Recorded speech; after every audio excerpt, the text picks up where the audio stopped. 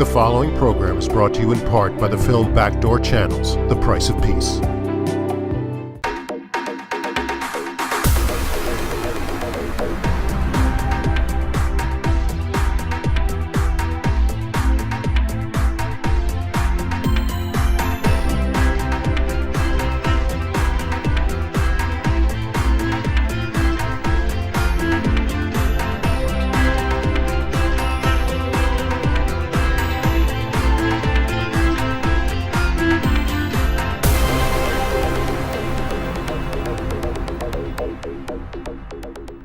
Welcome to another Leon Charney Report. We have a really eclectic and exciting show tonight.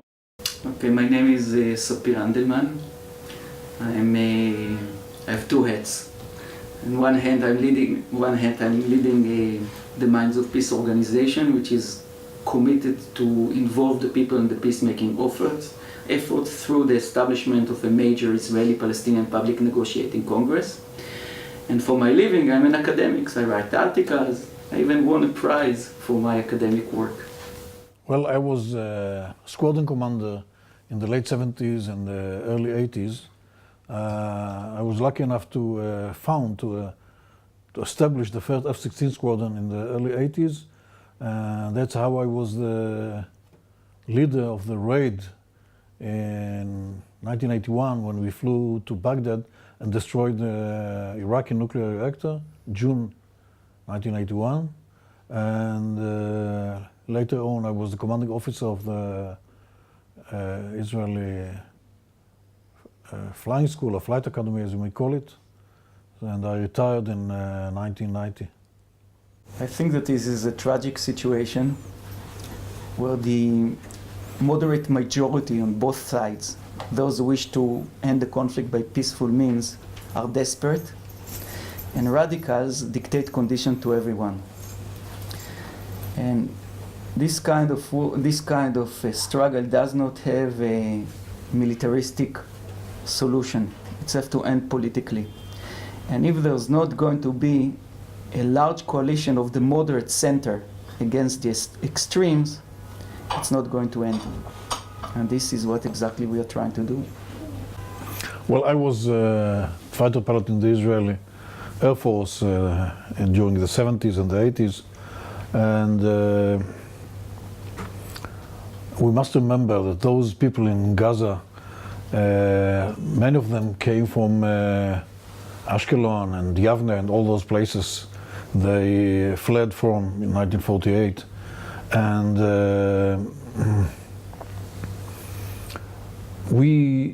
many of us see ourselves as victims as a result of what happened in the 1930s and 40s in Europe, etc. But they also see themselves as victims, and this is, I think, the main problem in this conflict. The other point is that we did not do our best half a year ago, 1 year ago, exactly as happened in 1973. As some people put it, we haven't reached this conflict with clean hands, because we could do better, we could do more in order to prevent this crisis. And now we have no choice, we have to fight, because they fire rockets and all those tunnels, etc., etc. Now there is no other choice.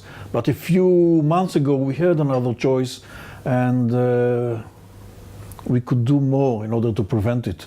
So now, as the fire ceases, I hope we'll find a way to negotiate and find another way, because we cannot, as Sapir said, we cannot solve it through fire and force. It cannot be solved this way, only by sitting and talking, as we did with Egypt and Jordan. Yeah, Camp David, yes, that's what we did with Egypt, and later with the help of the US with Jordan, and I believe we can do the same with the Palestinians. I still remember I was in San Diego in Top Gun, flying with the Navy, as we saw on the TV Anwar Sadat, the president of Egypt, in Jerusalem, in our Knesset parliament, we could not believe our eyes. It looks like science fiction, but it was reality.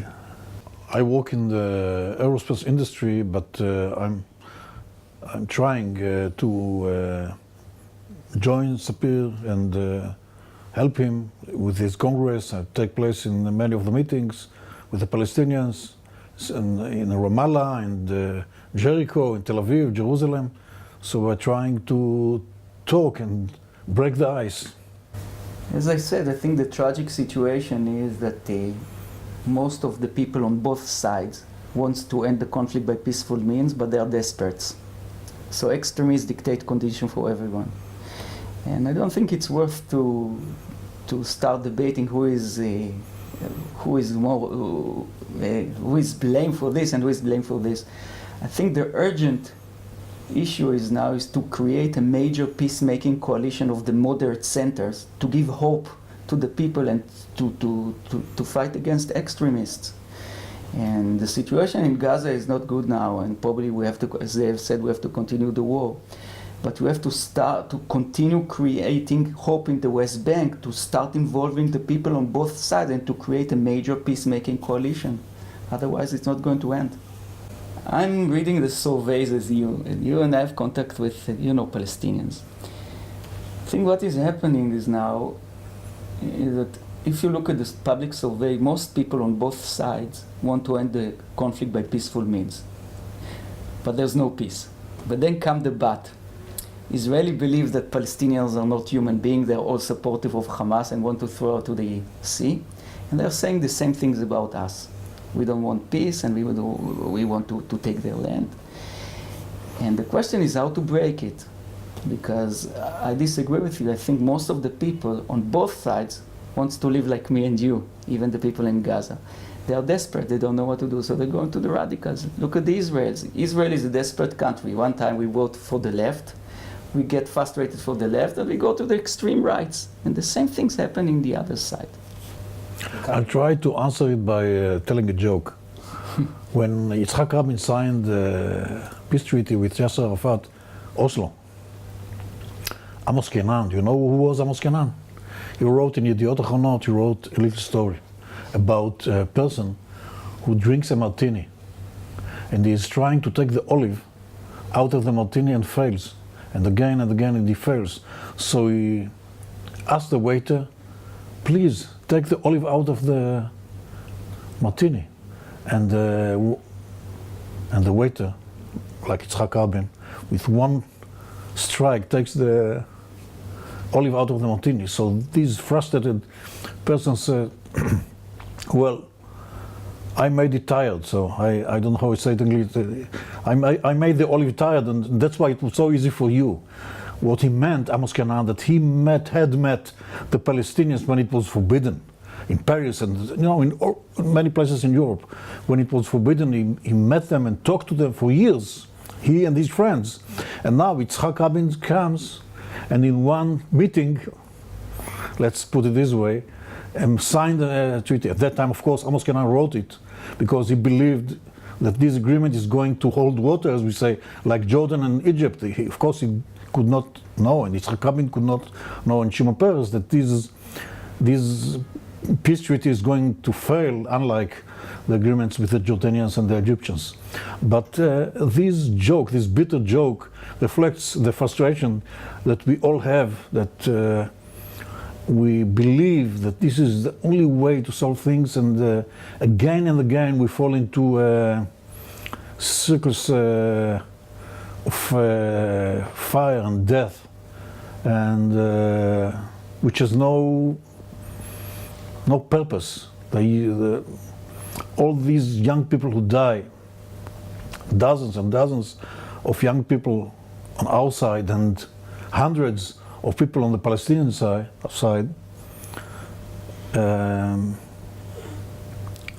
we could prevent it and solve it if we only had the guts to sit together, look into the eyes of our enemies and find a way. There must be a way to, because we both know the Arabs, I mean the Palestinians, and the Jews, I mean the Israelis, that we have no choice but to live together in this small land between the sea and the river, Jordan River. And we must find it, and the way to find it is not by shooting. It started as an experiment in major universities around the United States, Canada, and Israel. You start, you take the multi-party talks in South Africa and try to modify it to the Middle East. So to see how it's worked, you start with an experiment. You take Israeli delegation, Palestinian delegation in front of an audience and ask them to reach a peace agreement. And we saw that all the time the delegations succeeded to reach peace agreement, even when you have settlers, right-wingers. This is on the one hand. On the other hand, the people in Israel are not interested in this. We did it in Zohar House, the center of Tel Aviv, generals, whatever you can imagine, and the media was not interested. So then we decided to go to the next stage, to start doing it in the streets. And we started to do it in Abima Square. And then 1,000 people came, and then the media came. And then we go to the next stage, and we started to do it in the Hamashbir Plaza, and then they have joined in. And one of the symptoms of this kind of conflict is that any initiative that has the chances to do something to progress peace is going to increase the level of violence because of extremists. So we did it in the Mashbir Plaza twice. The time that Ze'ev was, hundreds of people came. And the Mashbir Plaza Square began to be like a mini civil war between the extremist rights and the leftists. My ears are still ringing from the sirens and the whistles of the carnists who wanted to stop it. The police wanted us to stop it because people have been arrested. We didn't agree. And the next day they come with fences. Ze'ev objected this because he told them, you're going to bring the fences, then you're going to bring shooting. Because if you don't have fences, people maybe fight, but at least they take it out of their chest. Anyway, we concluded it, and we marched to the Prime Minister. Even, all the right-wingers, it was very dangerous. But we did it, and we marched to the Prime Minister's house to give the agreement. I think Netanyahu. Benjamin Netanyahu. It was just less than 1 year ago. I was against the fences because I was afraid of another hand grenade like happened a few years ago with Emil Grünzweig. If you let them approach you, maybe we have a chance, we take a chance of a fist. But a fist is not a hand grenade. And the fence causes frustration on the other side, and then they may shoot or use a hand grenade. That's what I was afraid of, and it didn't happen, but maybe next time. It's very dangerous. Yes, the situation is that, as I said, radicals dictate condition to everyone, because radicals have a clear strategy. The majority doesn't have any strategy. They're desperate. Now, it's not just the radicals here, it's also the radicals in the Palestinian territories. Because the next stage, we took the initiative to the next stage and decided to do a huge congress in the middle of Ramallah. It was amazing. It's like the picture, if you've seen Nelson Mandela in Kodessa, this is how it looked like. We brought like 40 Israelis, and they brought like 40 Palestinians. A long table in the middle of Ramallah. It was unbelievable. When we enter Ramallah, it was like John Kerry come for a visit. All the Palestinian police, sirens, people with guns. We went to the hotel and we started to negotiate. It was, I'll show you a picture, it was unbelievable. 2 hours later, a Palestinian demonstration started outside. Their claim was that this is act of normalization. Israel is speaking, but doesn't do anything, it's just for the public relation. The head of the Palestinian delegation came out to explain them that this is acts of demonstration and not normalizations. Half an hour later, they started throwing blocks on the hotel and broke all the windows. Then the Palestinian police came with heavy forces, like a lot of policemen, and they didn't let us look outside. And then all the media. So, Dr. Handelman, you are surrounded by thousands of Palestinians. After 4 hours, the Palestinian police asked us to stop it because they're afraid that there's going to be blood between the demonstrator and the police. So we didn't have any choice because we didn't want, and we left. After we look at the videos, it was a lot of exaggeration, because when you look outside, only around 50 people were outside. 30 were watching, 10 were demonstrating, and like 7 or 8 were throwing stones. Then we went, since we got the momentum and all the media was with us, we said that this is the time to go by all means, and we organized a strong Israeli delegation team, you know. And for the Palestinians, it was very hard to get organized. Part of it, it's because the Palestinian Authority was ambivalent about it. And change in Israeli society and change in Palestinian societies is different, it's different mentality. So later, some powerful Palestinians joined, and we did a small congress in Almog Junction to show them how it works. And then later, we got a message from the Palestinian authorities that they want to be our partners, because they believe that a major public negotiating congress is the way to go progress. But then the Gaza war started and everything is now on hold. If this is not going to turn into a mass movement and to get thousands of people to the streets, it's not going to work. And the situation is now that to get Israelis to the streets, it's very difficult. The only way to get Israelis to the streets is through the Palestinians. When you do a congress and you bring a Palestinian delegation and you bring flags, Israelis and Palestinians, people will get to the streets. The right wing will come, the left wing, and this is exactly what we want. Our experience shows that when we do a congress in Jerusalem, hundreds of people are getting out. And when you try to get the Israeli people outside to demonstrate, it's almost impossible. I have a very rich friend that wanted to support it, to get the bus, to get people out of the street to demonstrate for care initiatives.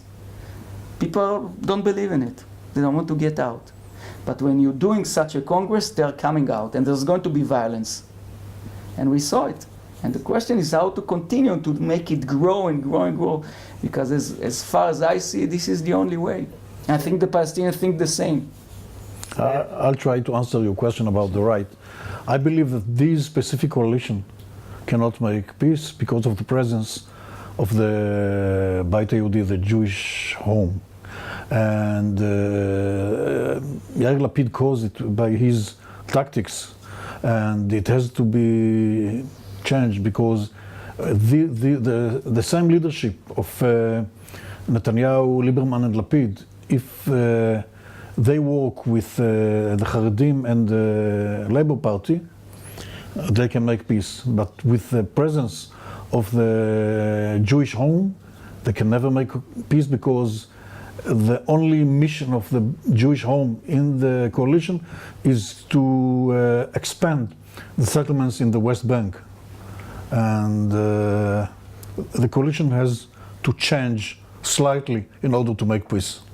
Egypt and Jordan are countries with institutions, and it's much easier to make the peace, to build the peace, and to keep the peace. The Israeli-Palestinians is different. It is a struggle when ordinary people are in the center of the conflict. You have a Palestinian entity that don't have the superstructure of Egypt and Jordan. And no doubt that in the end of the day, leaders have to reach an agreement. But without pressing her, without getting the public to support it, it's not going to work. And Obama said it specifically. If I may quote, Obama said here in Jerusalem, he said, "I'm telling you as a politician, if your people is not going to go and to force the leadership to do something, it's not going to work." This is exactly what he said. He has a lot of, Obama has a lot of influence. Of course, many people don't agree with his strategy. I do agree, but he is the president of the US, and he has a lot of influence. And I think the fact that some people don't agree with his strategy is not important. He can help us make peace because he wants peace, and he's the president of the US. And I think he's the person that makes the difference. I like the way he sees things. I believe in his vision, and I think he can help us with his. Although they make mistakes, of course they make mistakes, he and John Kerry, but this is not the main point. The point is that they can help us and they want to help us, and I believe that with a slightly different coalition it can be done. So many people said he was going to be a president of one term.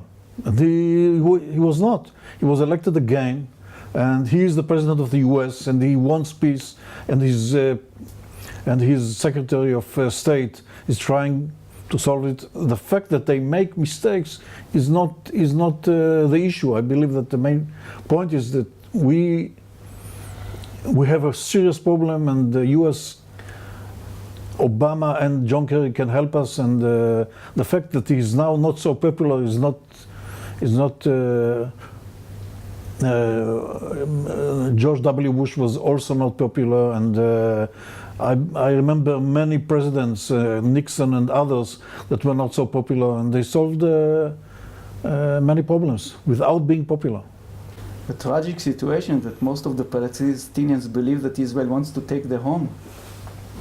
We have in one of our meetings the mayor of Bet Omar. It's a city and he was friends of mine hosted him, and he was sitting in the 14 stories in a house in Ramat Poleg, and he was looking at the beach, and said, "You have such a land. Why do you want to take my house?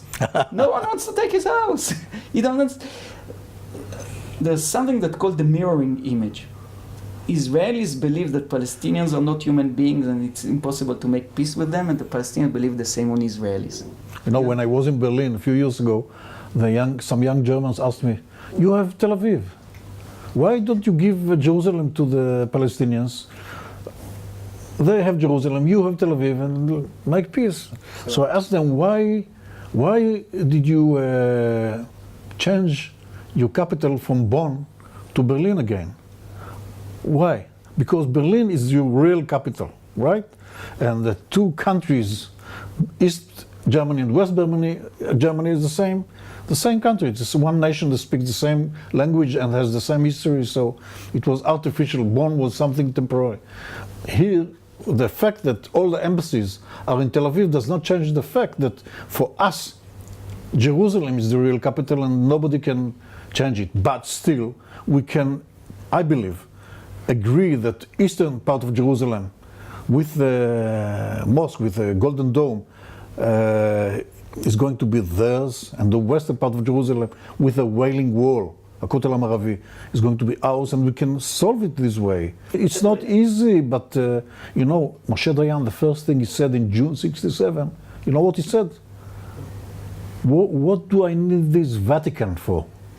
מה אני צריך את הוותיקן הזה? Well, of course, it's a very sarcastic way of saying things.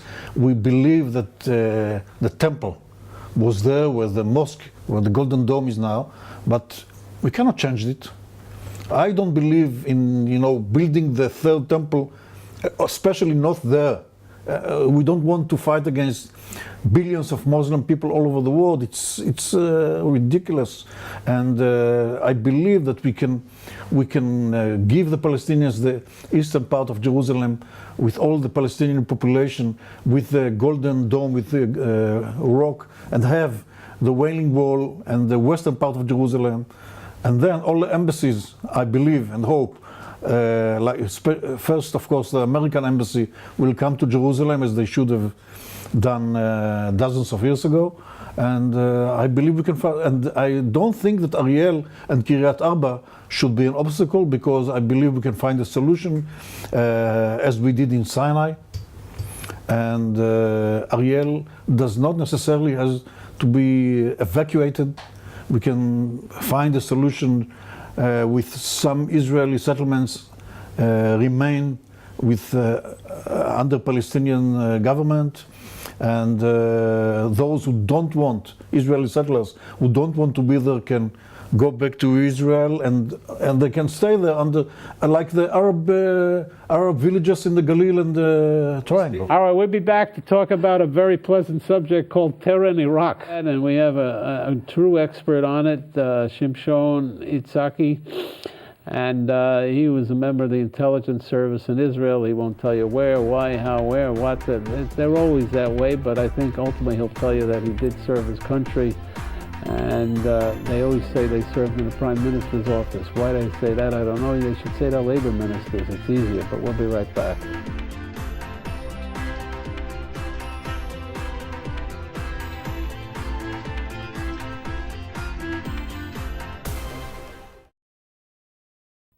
We are back, and we are with a fascinating man. His name is Shimshon Issaki, and he's written an unbelievable book called Terror and Iraq, How We Can Better Combat Islamic Terrorism. If he has the answer, this show will sell about 500,000 tapes immediately. Shimshon, welcome to the show. I appreciate you coming in. I know you made a long trip to get here, and so I want to give you all the time in the world to speak about it. What's the fundamental mission of your book? What are you trying to accomplish? I want to ring an alarm bell to the West. An alarm bell? Alarm bell to the West, especially to the United States, that if we will continue as we're doing now, then September 11 is very, very, very, very close to us. So we need to take more efforts.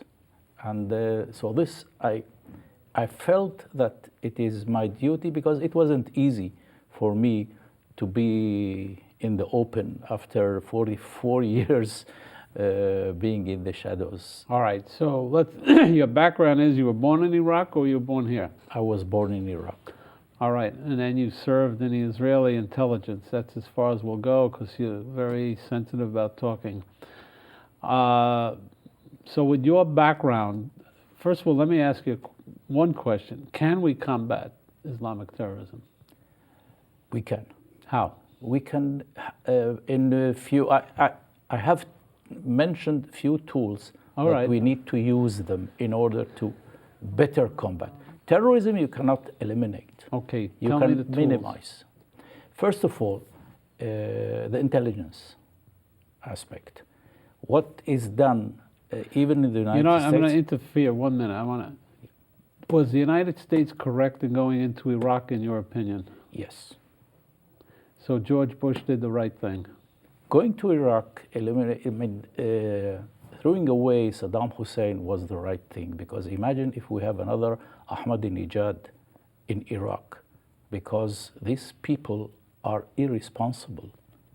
When they will have the ability to attack others with everything that they have, this is the most dangerous thing to them. Let me ask you the second tough question. You talk about Iran. You're an Israeli. Yes. What should Israel do about Iran?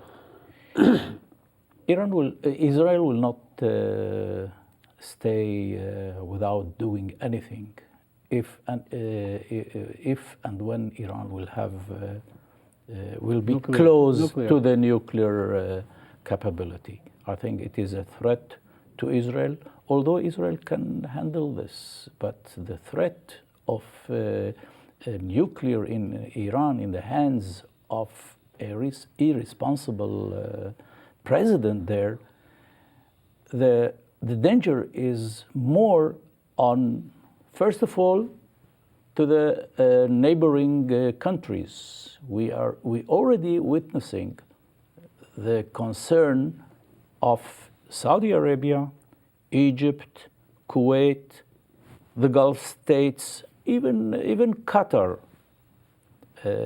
which took a radical step, and the Western world, because the effect of Iran having a nuclear weapon will damage the whole area, and it will enhance the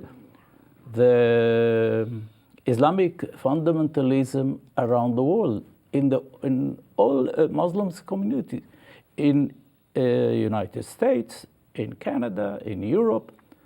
The demonstrations which had been carried out because of the war in Gaza, they signals even to the European countries what is the danger of these communities. All right, so I interrupted you. You said there are tools that we can use to combat this Islamic terrorism. One is intelligence. Yes. The next? The next is blocking the funding of the terror organizations. How do you do that? More control. You have a few tools. The funneling of money, charities, is not, we don't do enough. The main source of funding is Saudi Arabia and the Gulf states.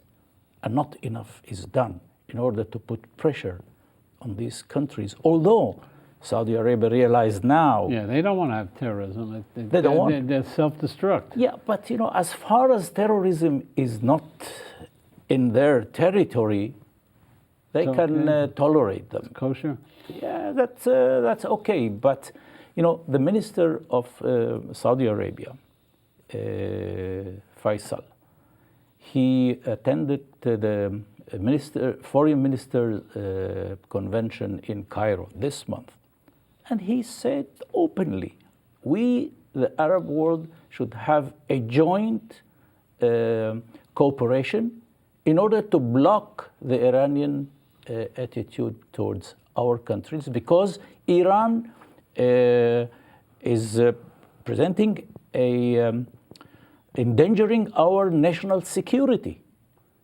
I think Saudi Arabia and Jordan, obviously, and Egypt are more interested in helping Israel than they are in this Gaza conflict than they are in helping the Hamas. There's no question, because it's their own survival. And they know that Israel is stable, and these terrorist groups are really welcoming the time where they could take down all of these leaders. They want to take them down.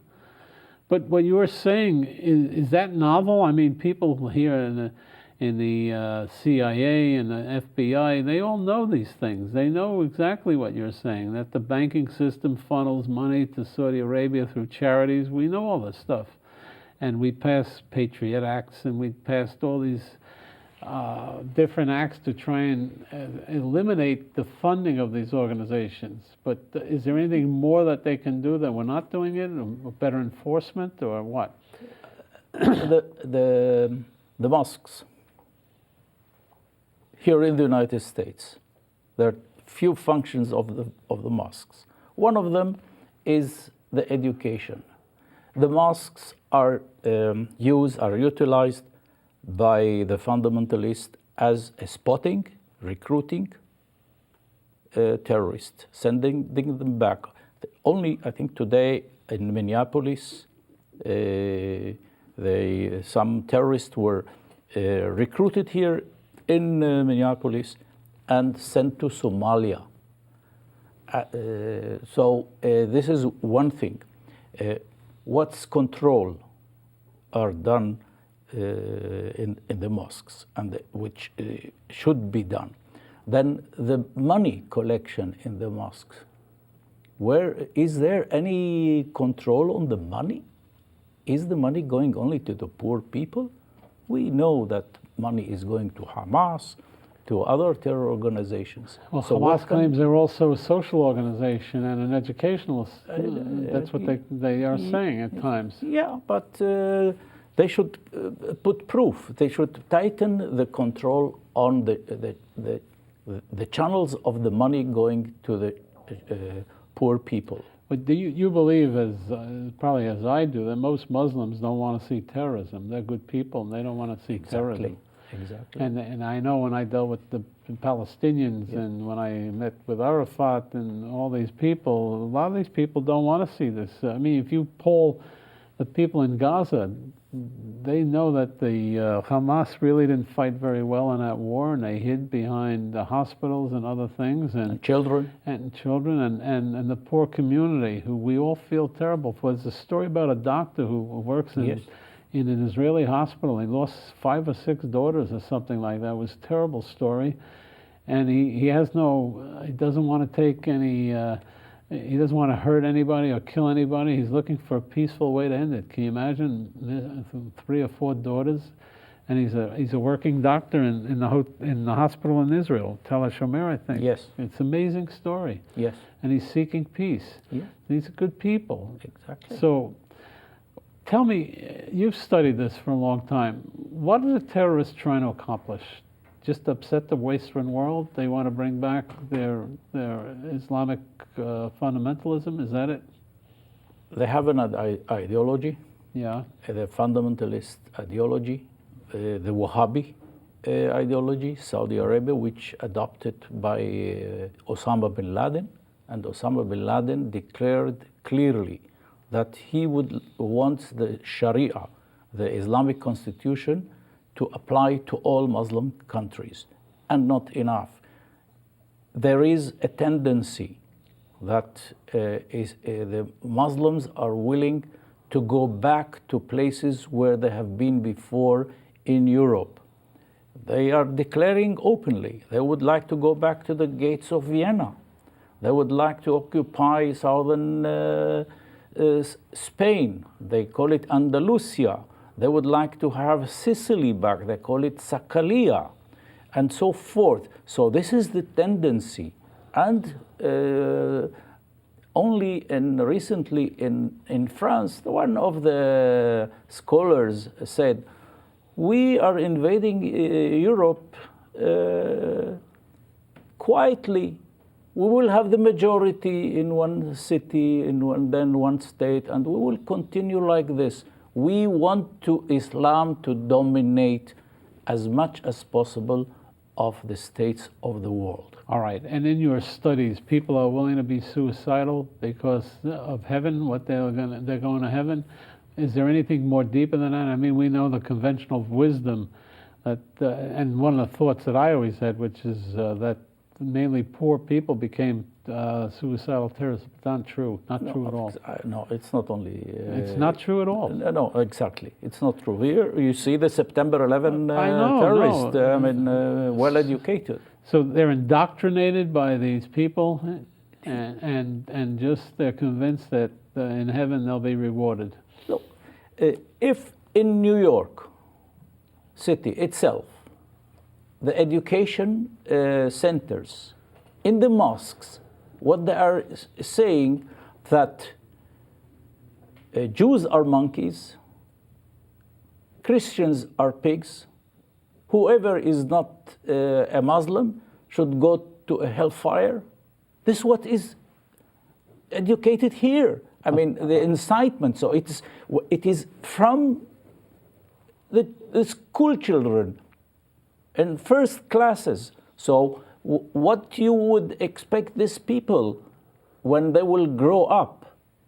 They're attending mosque. Is there any control about the preaching in the mosques, what they are saying? I was recently walking 5th Avenue and I think 54, 55 Street, and somebody, a bystander, was, a small kiosk with a trolley selling bagels and a tape from the Quran with incitement. So, I mean, I was listening. Well, the problem in America, we have a constitutional guarantee of freedom of press. Same thing in England. I just came back from England. It's the same thing. But are you suggesting that?